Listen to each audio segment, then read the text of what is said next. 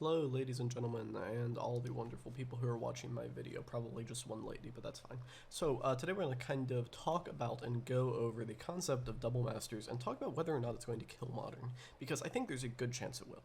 So, basically, the reason that Modern cards have not been going up as much recently is because there's been less interest in Modern as a whole as a format. It's not because of prices, that's ridiculous. History tells us, obviously, Modern is not losing popularity because of prices. Modern was far more expensive in its heyday. The reason that Modern is actually losing popularity is because of mostly because of poor BNR decisions, and subsequently a little bit because of power creep. But it has nothing to do with prices. If someone tells you that, they are disingenuous and they are stupid.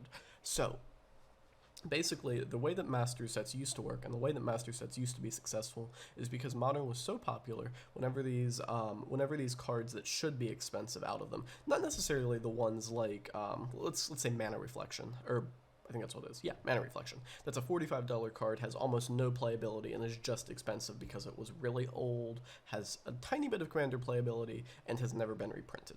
That's the card that should get crushed by a master set. It's something like, I don't know, Noble Hierarch. I don't think it's really good that a card like Noble Hierarch is getting chopped in half by a master set and never recovering. That's what you call diminishing returns, and diminishing returns is not where Magic the Gathering wants to be. That's not where Wizards of the Coast wants Magic the Gathering to be, but for some reason they don't seem to understand how to manage their reprints. What I mean by manage their reprints. So if something like, I don't know, Jace the Mind Sculptor was a $150 card, he reprinted it and it went to a $120 card, showed no signs of recovery, he reprinted it and it went to an $80 card and showed no signs of recovery, it might not be a great idea to reprint it for a fourth time. However, Wizards of the Coast doesn't seem to understand that. Something like, let's go through here and see if we can find another good one. Death Shadow. Death Shadow. Why are you reprinting Death Shadow? This card has absolutely no financial value.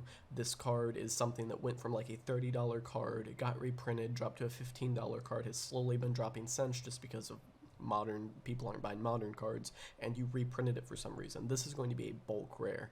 This is not where you want to be. This does not make people happy. It makes people furious whenever they have their Death Shadow that they spent $25 to $30 for, and it is an $8 card, has absolutely no reason to be reprinted, and you reprint it in a set like this. This will make it a bulk rare. This will piss a lot of people off.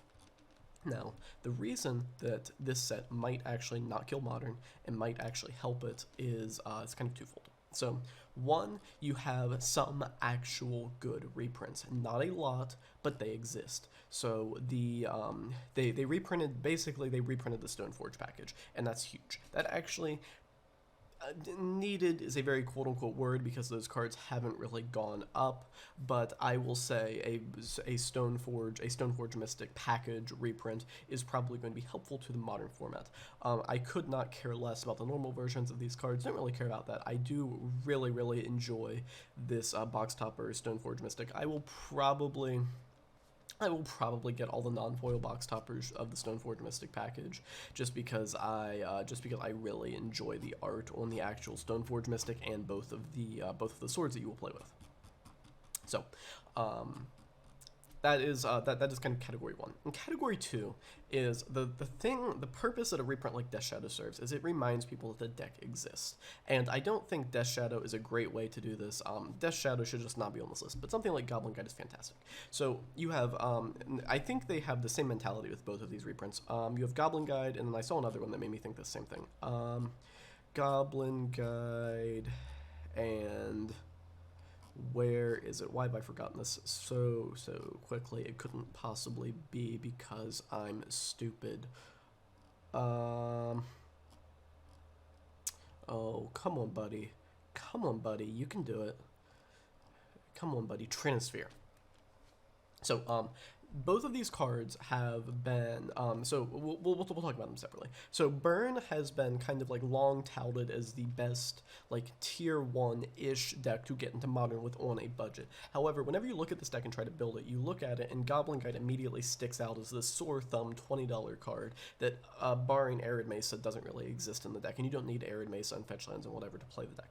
So basically what Wizards of the Coast wants to do is they want to take it, and whenever a new player is looking at getting into Modern and they look at Burn, they don't have that Goblin Guide sore thumb sticking out of the deck. And honestly, I think that's fine. It's going to suck a little bit for the people who actually have Burn, kind of in the same way that Death Shadow sucks for me.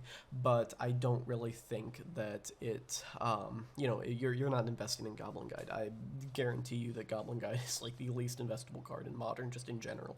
But moving on, we have Trinisphere. Trinisphere is a fantastic reprint. So Trinisphere is $70 for no real reason. It's basically just because it is super scarce, since he's a decent bit of play in Modern and decent bit of play in Commander.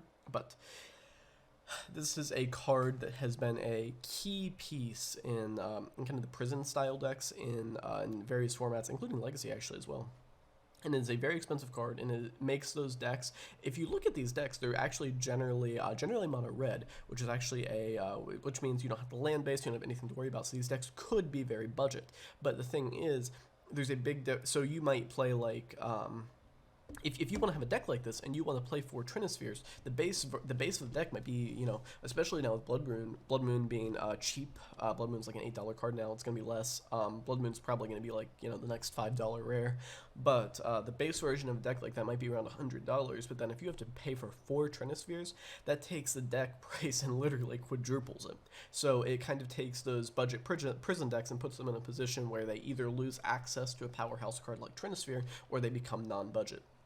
So Trinisphere getting reprinted at Mythic is going to drop the price probably around the $15 to $20 mark, which makes it a lot better for these budget archetypes. Whenever you first build a deck, you can start with 1 or 2 of them, and then if you really like the deck, you can go ahead and buy the rest.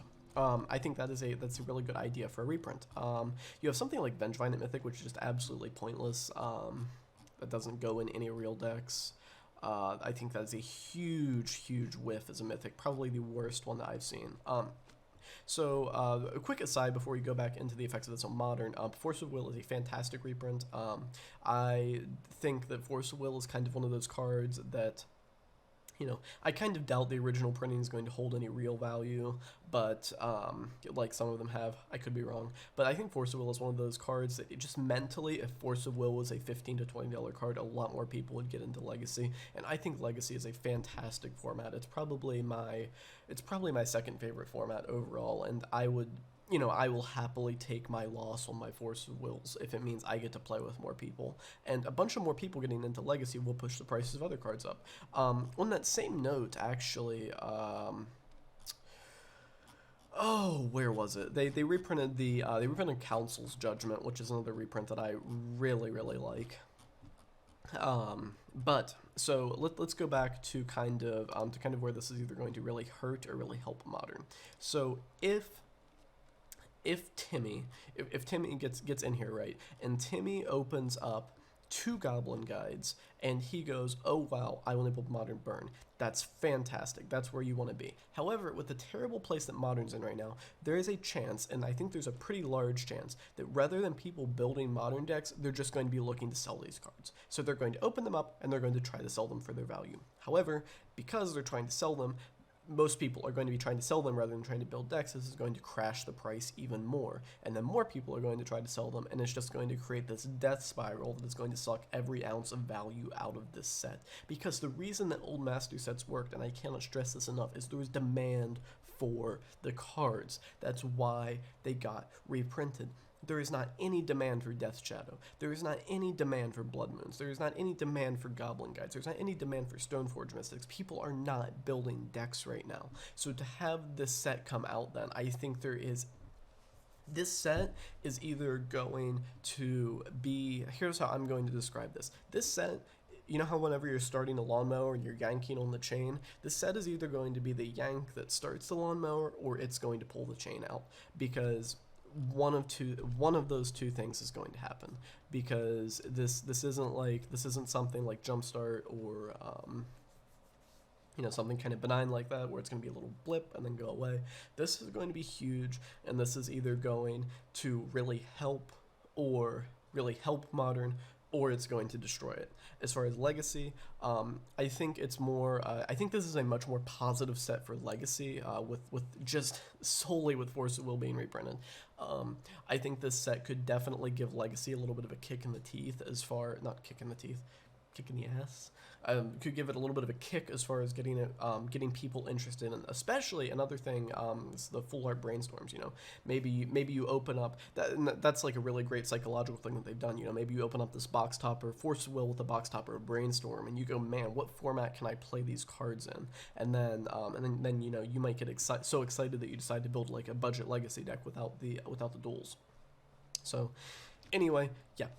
Closing notes, this set is either going to really help Modern, or it is just going to send it into a death spiral that drains every ounce of value out of it. Later.